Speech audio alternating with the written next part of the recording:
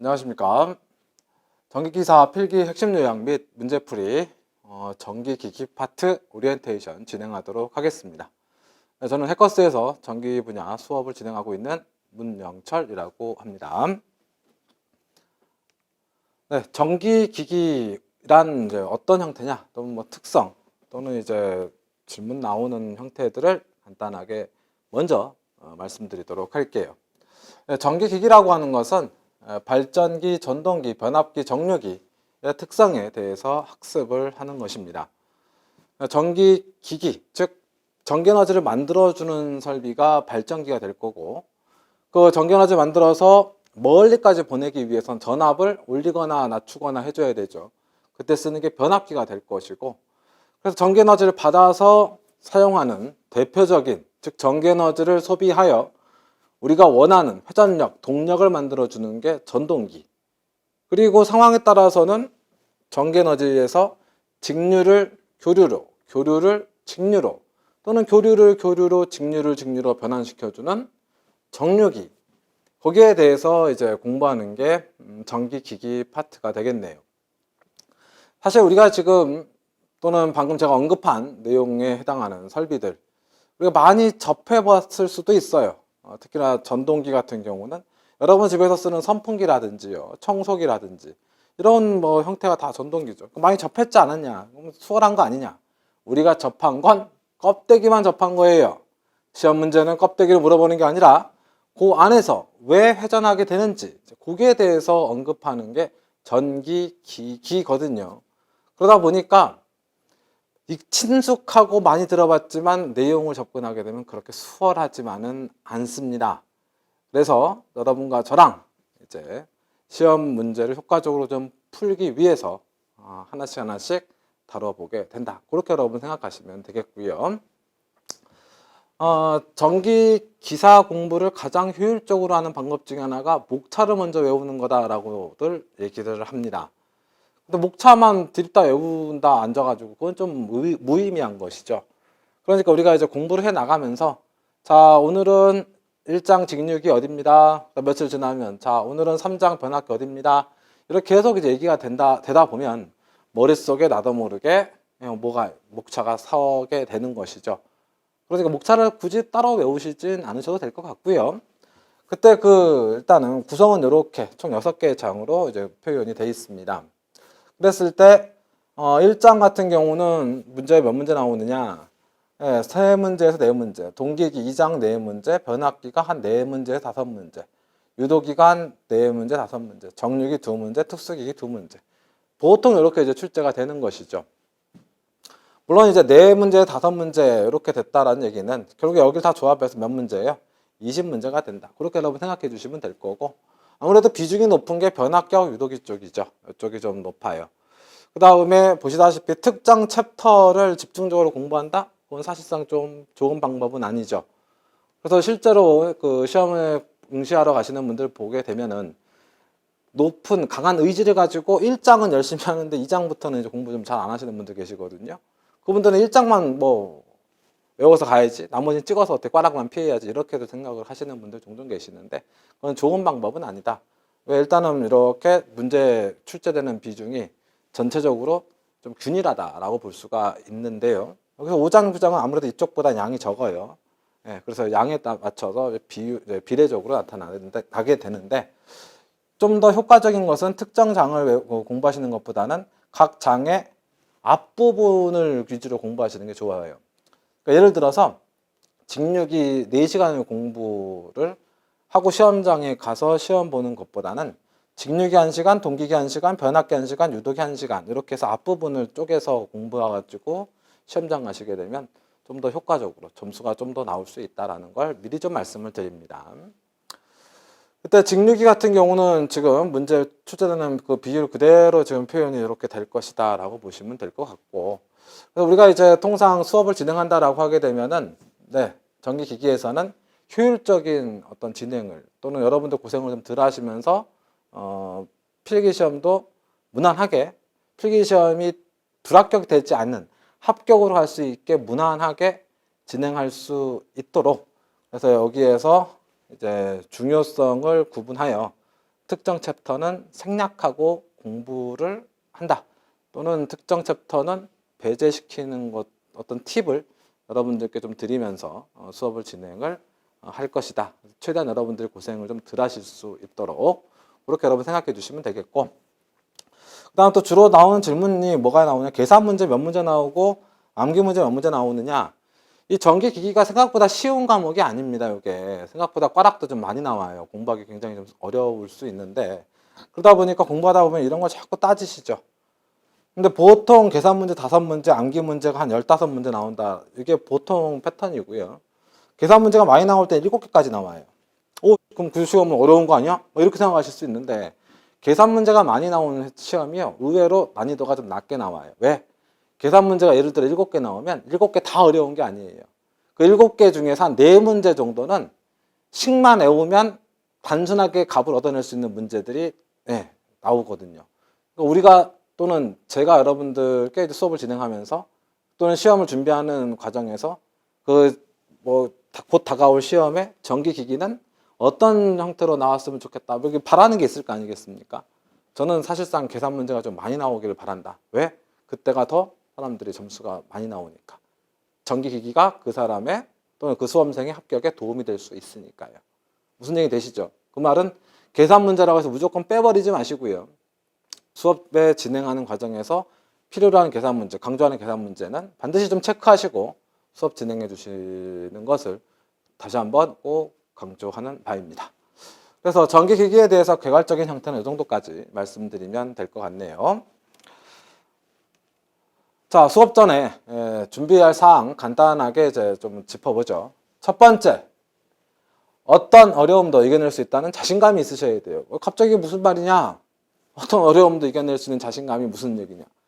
전기기기가 요게 전기자기학이라는 과목과 회로이론이라는 과목이 절묘하게 겹쳐 있는 상황이에요. 그리고 육안으로 보이지 않는 에너지에 의해서 에너지를 발생시키고 에너지를 변성시키고 에너지를 소비한단 말이죠. 그러다 보니까 사실 육안으로 볼 수 있는 건 거의 없고, 계속 이제 상상의 나래를 펴줘야 돼요. 그 다음에 문제가 새로 나온다? 그럼 사실상 거의 그건 못 건드려요. 용어도 너무 생소하다. 뭐 계자니, 그죠? 전기자니, 정류자니, 뭐 브러쉬니, 슬롯이다, 뭐 등등. 그 다음에 기호도 굉장히 많이 다양하게 나옵니다. I1, I2, IM, II. 이렇게 어떤 기호나 명칭 자체가 너무 생소하다 보니까 처음부터 당황하고 기기는 너무 어려워. 이거 마음속에서 먼저 항복을 해버리게 되면 기기 점수 안 나오는 것이죠. 그러니까 처음부터 작정을 하셔야 돼요. 어떻게 기기는 어렵다. 하지만 난 이겨낼 수 있다라는 자신감을 가지고 한 챕터 한 챕터 격파하는 마음으로 한 걸음 진행해 주셔야 된다는 거죠.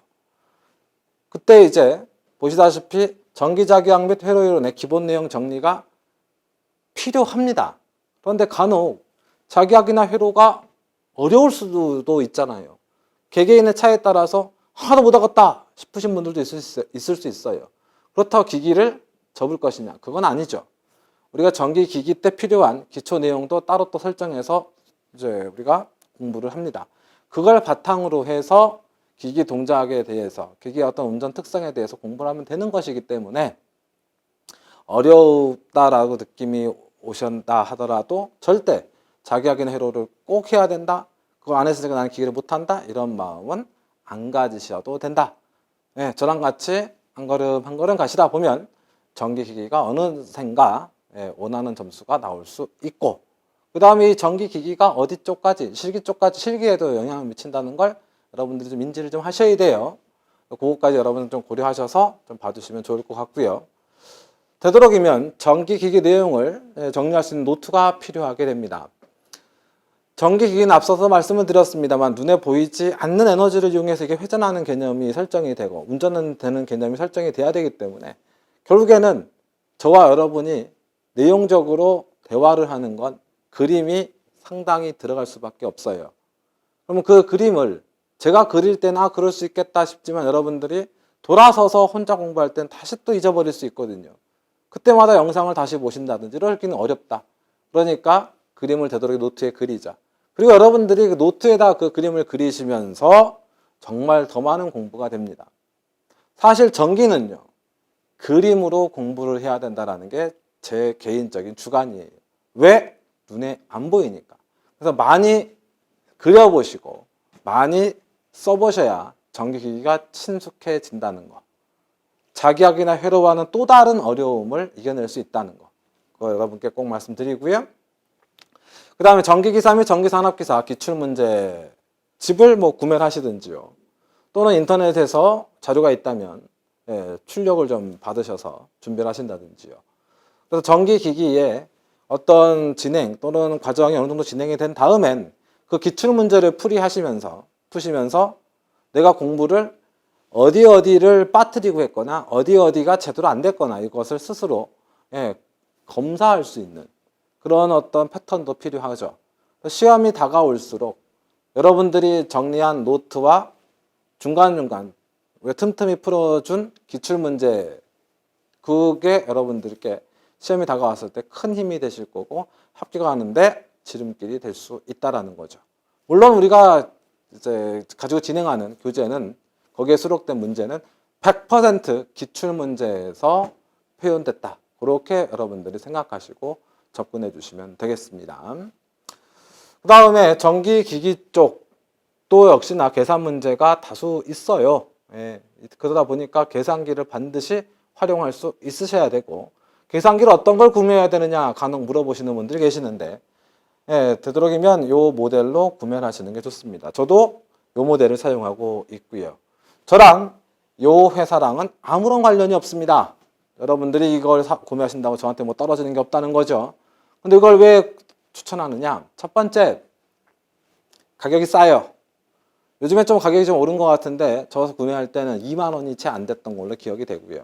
두 번째, 굉장히 가볍습니다. 그러니까 여러분들이 항상 책가방에 휴대할 수가 있는 것이죠. 세 번째, 내구성이 좋아요. 여러분이 공부하다가 이렇게 누르다가 잠시 다른 쪽에 책 보다 보면은 팔로 쳐서 계산기에 떨어질 수도 있는 거죠. 책상 높이에서 바닥으로 떨어졌을 때 안 깨져요. 이게 중요한 겁니다. 그 다음에 또 하나가 무엇이냐? 한 5년간 쓰면 요 안에 있는 배터리가 이제 교체가 필요하죠. 몇 년이요? 제가 써보니까 5년 정도 썼던 것 같아요.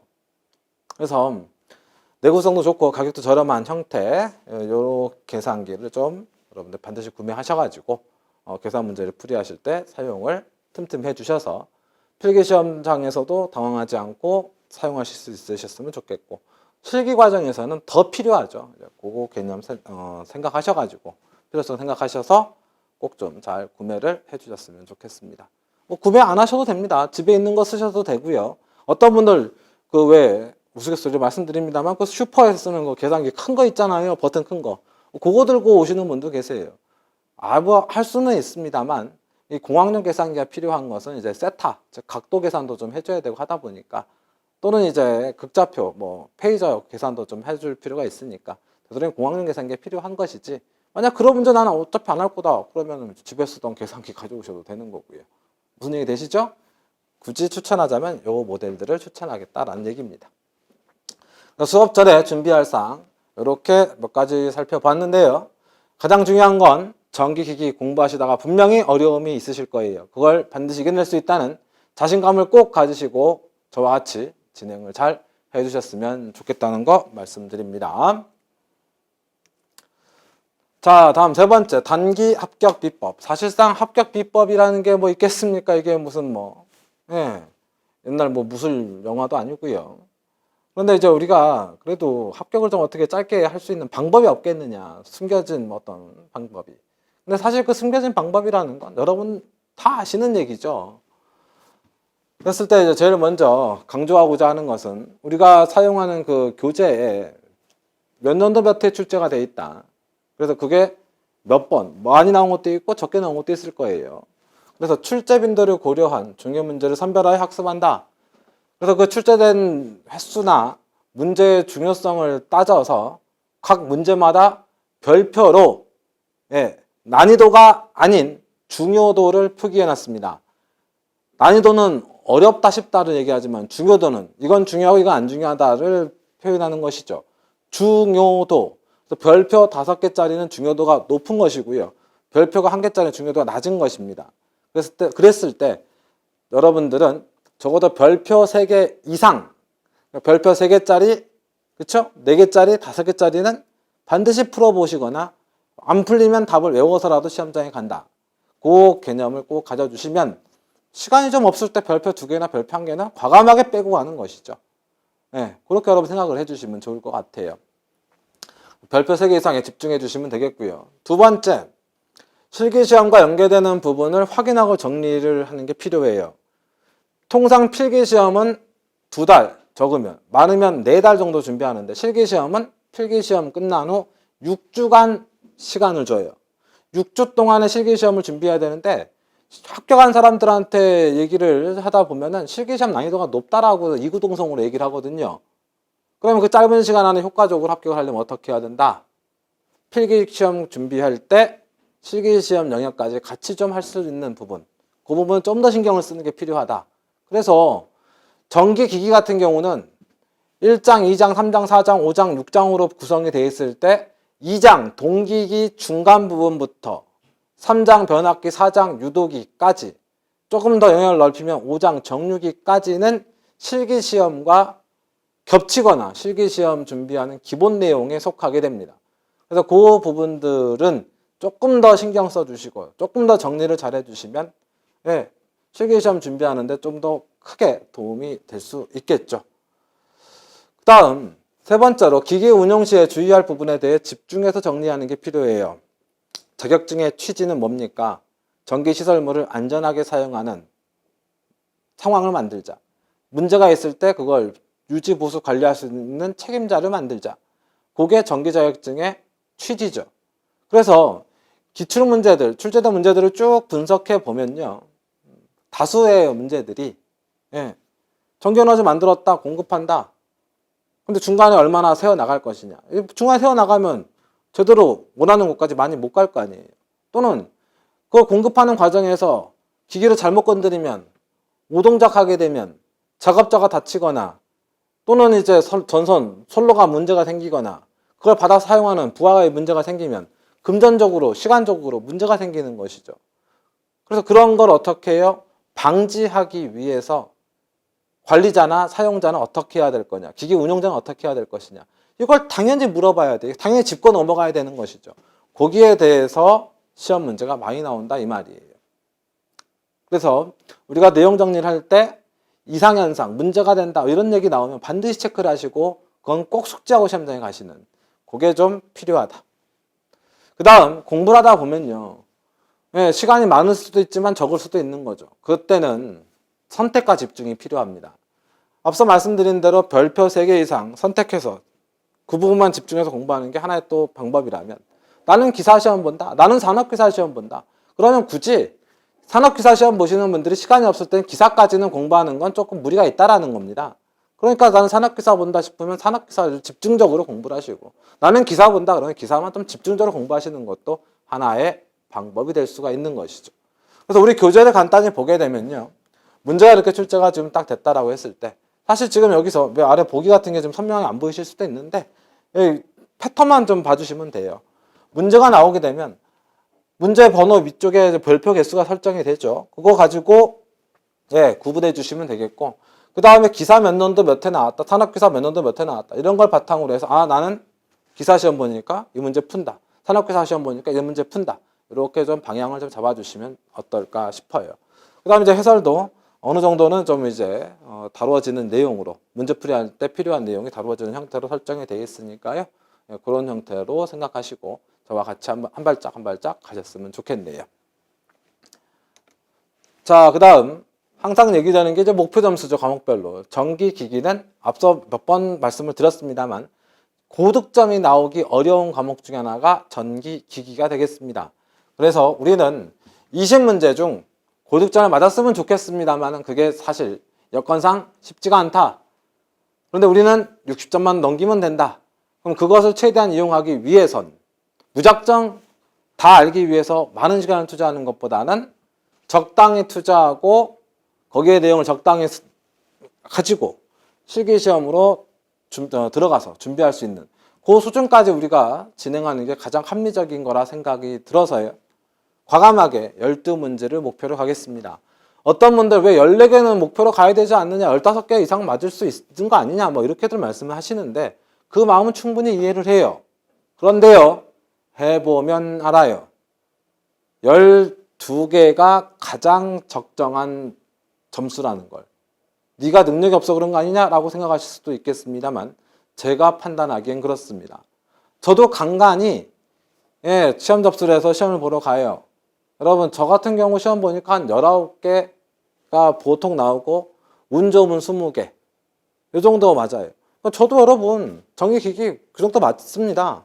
근데 왜 여러분들께 12개를 목표로 가자고 말씀을 드리는 거냐. 저 19개 20개를 맞기 위해서는요. 정기기기 강사로서 수업을 하기 위해서 많은 시간을 투자했겠죠. 기출문제 엄청나게 풀었을 거 아니에요. 그 시간만큼 여러분들도 하실 상황이라면 19개, 20개를 목표로 가겠죠. 근데 우리는 그게 아니지 않습니까? 그럼 주어진 시간 내에서 가장 효율적인 패턴, 짚고 넘어가야 될 것들만 딱딱딱 짚고 넘어간다라고 했을 땐 제가 볼 땐 가장 합리적인 점수가 12개. 요거라고 저는 생각이 들어서 이렇게 말씀을 드렸고요. 여러분들이 12문제를 풀 수 있도록 이제 수업을 진행하도록 노력을 하겠습니다. 나머지 8개는 어떻게 하냐? 무조건 다 틀리냐? 아니죠. 12개 푸시고요. 한 줄로 쭉 그어주시면 또 한 두어 개 또 걸릴 거 아니에요. 원래 시험은 다 그렇게 보는 겁니다. 네, 그래서 12문제를 목표로 내용 정리를 실시하도록 할 것이고요. 중요도에 따른 효과적인 접근을 통해서 12문제를 풀기 위해 시간은 최대한 줄이도록 노력을 할 겁니다. 자, 그때 이제 우리가 그 교재의 어떤 특성, 그래서 목표 점수를 가기 위해서 중요도예요. 중요도 상중하. 상하고 중까지 정도의 문제는 다루도록 할 것이고요. 하에 해당하는 건 제외하도록 하겠습니다. 하는 어떤 거예요? 출제 빈도가 매우 낮거나 그 다음에 어느 정도 출제 빈도는 있지만 좀 나오긴 했어요. 몇 번. 그런데 너무 복잡하다. 계산이나 내용이 또는 시간이 너무 오랫동안 공부를 해야 그 문제를 풀 수 있다. 이런 건 이제 배제한다 이 말이죠. 일반적인 전공노트에 자주 다루지 않는 내용. 뜬금없이 현장 얘기를 갖다가 시험 문제로 내줄 수도 있는 것이죠. 그런 것들은 과감하게 빼버리면서 상하고 중에 해당하는 출제 빈도가 높거나 단원별 중요 내용과 공식을 다루거나 계산 공식만 단순히 외웠을 때 간단하게 값을 얻어낼 수 있는 또 2차 실기시험과 연계되고 최근 기출문제 자주 출제되고 있는 유형들 이건 반드시 해야 되는 것이죠. 그 다음에 이제 응용해서 푸는 문제, 응용해서 변형한 문제, 그 다음에 계산 문제 다소 복잡하긴 합니다만 너무 많이 나왔다. 그런 건 이제 좀 해볼 수 있지 않을까. 그래서 중요도가 높거나 중요도가 중간 정도 되는 것들 위주로 해서 수업 진행을 하도록 할 겁니다. 그래서 여러분들이 정기기사 필기시험 또는 실기시험에 투자하는 시간을 최소화시키면서 여러분들이 원하시는 정기자격증을 취득하실 수 있도록 효율적으로 공부하실 수 있도록 도움을 드릴 수 있었으면 좋겠다라는 게 개인적인 바람이고요. 앞서서도 말씀을 드렸습니다만 정기기기 수업 자체 또는 시험 자체가 다른 과목에 비해서 쉽지 않다는 거 다시 한번 꼭 강조하고 시작하실 때 단단히 마음 먹고 잘 버텨주시고 같이 잘 한 발짝 한 발짝 나아갔으면 좋겠습니다. 네, 여기까지 해서 정기기기 오리엔테이션 마무리하도록 하겠습니다. 감사합니다.